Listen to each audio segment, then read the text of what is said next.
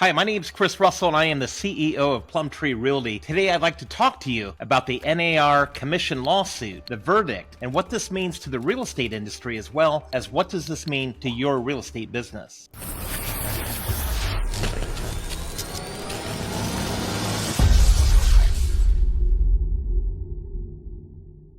The NAR, the National Association of Realtors, has been found guilty of a conspiracy to inflate commissions nationwide amongst all real estate agents. But how did we get to this point? And is it true? Did they truly commit this type of an offense? Well, this is known as the Sitzer-Barnett NAR lawsuit regarding commissions. This started over 4 years ago, back in 2019. The entire process took over 4 years for them to get to this point. During that time, they were going through much discovery, trying to get documents and emails and as much information as they could from the defendants. They also did many depositions of the top leadership of those who were involved in this lawsuit. This all led up to an 11-day trial, just 11 days to present all of the information and to give the NAR and their co-conspirators an opportunity to be able to respond. In the end, the NAR and the other brokerages were found guilty of conspiracy to inflate commissions. This all came down to the rule of clear cooperation, which is an NAR rule, which basically states if an agent wants to advertise a property in the MLS, then they have to offer compensation to a buyer's agent in the process. Supposedly, this offer of compensation requirement is what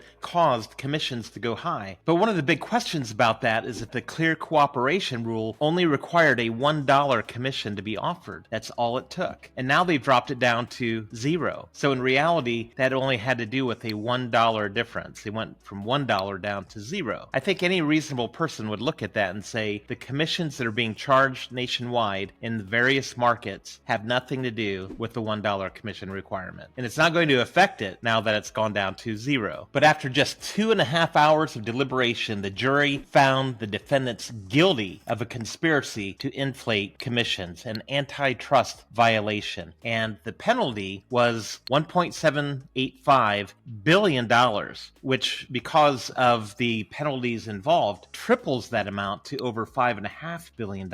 So that's the amount potentially that these defendants are going to have to pay. But wait, I can guarantee you they will appeal this decision. So we're not completely done yet. Now, I've studied this case at length over the last several weeks as the information has been coming out. And there are several holes in the case against NAR and the others. The first thing I would say is they never actually proved or even presented evidence of an actual conspiracy. The whole point of antitrust laws is that there can't be a collusion between parties to elevate pricing. But in this case, there wasn't any proof that they actually colluded. Now, what they did show is that each brokerage in their own right encouraged their agents to keep their commissions high. And I'll submit to you, any industry where you go and you study marketing and sales, in every industry, one of the objectives of salespeople is to keep their commissions high. This isn't something that had to do with specifically, uniquely to the real estate industry. And the other thing was that I noticed they never showed that these leaders got together with each other to do that. Now, the main theme of the trial was the sellers didn't like to have to pay commissions. Nobody likes to pay money. I don't like to pay commissions when I buy a car. I don't like to pay commissions when I buy any type of big item. I don't like to pay those commissions, but that doesn't make it illegal. And so that's what's really at stake here. The people didn't like to pay the commissions, but that doesn't mean that it was illegal. In one of the cases, one of the plaintiffs was asked, well, how did you like the process? Oh, yeah, you didn't like to have to pay commissions. Oh, but were you happy at the end of the sale? Yeah, I was happy. Okay, so he was happy at the end of the sale. That went fine. And then they asked him, well, did you feel like your agent was conspiring with other agents to try to elevate pricing commissions? And he said, no, I didn't really think that. And my head was exploding. I'm thinking, that's the very crux of an antitrust violation. And they didn't do that. They weren't meeting with other people trying to raise commissions. Each one independently was raising their own commissions to what they thought was the proper market value. The second thing I see as a big hole in the case, it has to do with contract law. All 500,000 of the represented class, there were 500,000 people supposedly in this class of people who had been defrauded. All of them signed contracts saying they were going to pay this specific commission. And so because they signed contracts, the agents then were willing to commit their time, their resources, their efforts to help those people. It was a matter of contract. They had a signed contract. If you pay me this, then I'll do this. It was a signed contract. Those agents agreed to give of their time and their efforts and their resources and experience based on the fact that the sellers were contractually obligated to pay them. So that was fine at the time, but now, several years later, because an attorney has come in and said, hey, did you like paying those commissions? Now suddenly everything's changed. And my question in my head is, how in the world can a jury of 7 men and 1 woman, how can these 8 people overturn 500,000 contracts that were signed by all of the sellers? And the money was clear in the contracts. They always say this amount is going to be the commission, this is the amount going to the listing agent, this is the amount going to the buyer's agent. It's spelled out. The seller looks at it, says that's great, signs the listing agreement. Then they get a purchase contract. Then they get a closing statement before they close. They have another opportunity to sign off on the commissions. And they said, yep, looks good. This is great. Let's do it. And everything was fine until an attorney many years later comes back and says, how did you like paying those commissions? Would you like to get some of it back? Yeah, I'd like to get some of it back. None of them had true antitrust reasons for getting their commissions back. Their whole point was like, I didn't like overpaying, and that just seems like a very weak argument to me. A third hole that I see in the case is that NAR's clear cooperation policy only required for the listing agent to be able to put a property in the MLS, it only required a $1 commission, $1 or more. It said at least $1 was the requirement. Well, I don't think there's any relation between $1 and the commissions that are normally being charged nationwide. You don't see listings being listed for $1. And now they've dropped it to 0. There's no longer a $1 requirement. So now it'll be 0. So we're really fighting over $1, aren't we? The reality is that shows there really is no correlation between the $1 and the amount of commissions that people are charging. Seems like a silly argument to me. Now, I'll be honest with you. This is sort of a fourth hole, but it's more of just a little pet peeve of mine. How in the world is it possible that attorneys can state right on their websites, and they can state on the big state websites for the attorney affiliations, that the standard commissions that attorneys earn are between 30 to 50% of whatever is generated through the lawsuit. So whatever the winnings are, attorneys get 30 to 50% of it. How can they state that? Isn't that another form of collusion? Isn't that a form of price fixing when they state on their websites that the standard fees that attorneys generate are 30 to 50%? Sounds to me like they're price fixing, right? And then it bugs the heck out of me.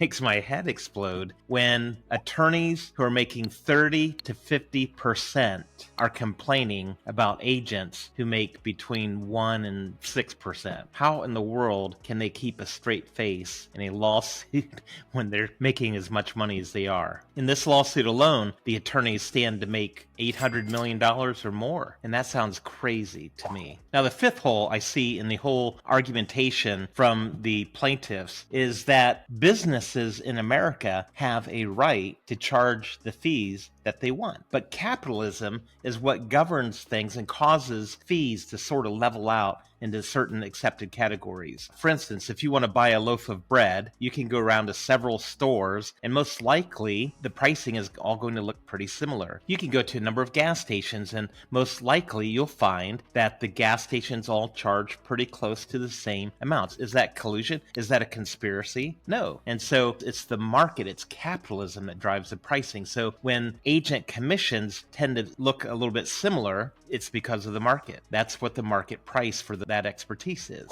Okay, so those are some of my thoughts about the lawsuit, but what are some of the potential outcomes? What's going to happen to us as agents in the industry? What's going to happen for our businesses leading into the future? Well, I can see about 4 potential outcomes. I'm sure there's many more, but I'd like to highlight at least 4 of them. The first potential outcome is that everything will stay pretty much very similar to what we have it now. And this is my guess of what's actually going to happen. I think there will be some extra disclosures that we'll want to be putting into the process. We'll want to do all that we can to be more transparent, but for the most part, I believe the market is still going to generate the commissions and the systems that we've pretty much been working over the last several years. Now, another outcome that's possible is that buyers may end up having to pay their own real estate agent. So they may separate that so that listing clients will pay the listing agents and buyers will pay the buyer's agent. That is a potential income, and certainly that will affect the industry a bit. It will cause buyers to not be able to afford as much. That will cause the housing prices to drop. So the sellers who think they're cutting out on commissions are still going to lose out because their houses won't be worth as much because now the buyers are having to pay for a buyer's agent. So I believe it's going to level out, but I think ultimately there's still going to be solutions for these things.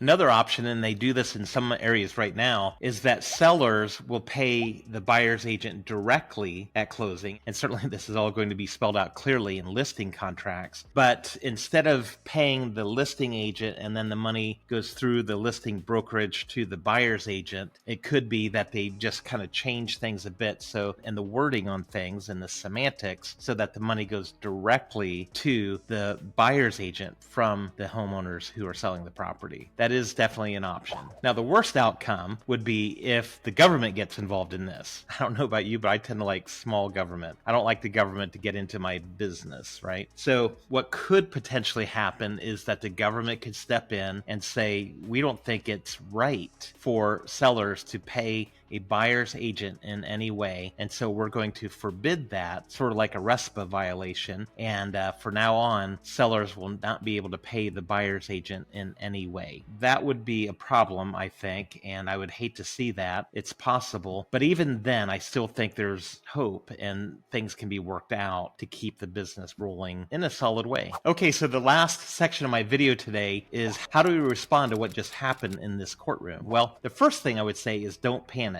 I'll bet you a large pizza, not all that much is going to change. I think we'll be adding in a few extra disclosures and then things will be back to normal within a very short time. And you have to realize it's going to take many years for us to get down the road to see how this is actually going to play out in our businesses. It took us 4 years to get to this decision. Now there's going to be an appeals process. That will take some time. And I wouldn't be surprised if this goes all the way to the Supreme Court. And that will take time. This will take many, many years to flesh out and to see what actually happens. In the meantime, a second response, first is don't panic. The second response is I would recommend that you add verbiage to your contracts, to your disclosures, perhaps your consumer guide that says something about commissions are negotiable and that you're not conspiring with other brokerages to set commissions. Just make that very clear. Commissions are negotiable. The third response I would recommend is don't go anywhere. Stay in the business. Now, if worse comes to worse and they say that buyer's agents are illegal, they're going to go to prison if they ever try to be a buyer's agent. I don't think that'll happen, but let's just say things get really bad. The most negative analysts out there are predicting potentially 30 to 50% of agents might be pushed out of the industry. And that's good. It's good for those of us who will not be pushed out of the industry. And you might be saying, well, what if I get pushed out of the industry? And I would say all you have to do is be better than 50% of the agents. That's kind of a low bar. Are you worse than 50% of the agents? I don't think so. You wouldn't be watching a video like this. Just the fact that you're watching a video like this tells me you have to be probably in the top 10% or the top 20%. The top 50% of the agents will stay in the business. Now, here's the good thing about that. There will still be the same number of real estate transactions. So if half of the agents are pushed out, that means there's more transactions for those of us who stay in the business. So don't go anywhere. Stay in the business. This could be your day. day. And then the fourth response is focus on the listing side of the business. And I would encourage you to learn, what does it take to be a listing agent? And it could be, and I believe it's going to end up not being a big deal anyway, but even if it is a big deal, if you focus on being a listing agent, that's job security for you. So learn what it takes to be a listing agent. Now, I'll tell you, at Plum, we are formulating a listing academy. And our plan is to build an army of listing agents who are dominating in every market where we do business. If you're interested in being a part of that, I would love to have a conversation with you. So hit the link below. Let's set up a one-on-one conversation about how I can help you to be a dominant listing agent in your market. I do coaching with agents one-on-one, and I would love for you to be a part of that. So hit the link below, sign up for a free 1-hour coaching session, and I'd love to chat with you about how we can build your business and make it secure so you don't have anything to worry about over the next several years. All right, well, thanks for watching. I hope you gained some information that's helpful in this video. Be sure to like the video, be sure to subscribe to our channel, and I would love it if you'd post this video on your own social media. Thanks for watching. Go make some money.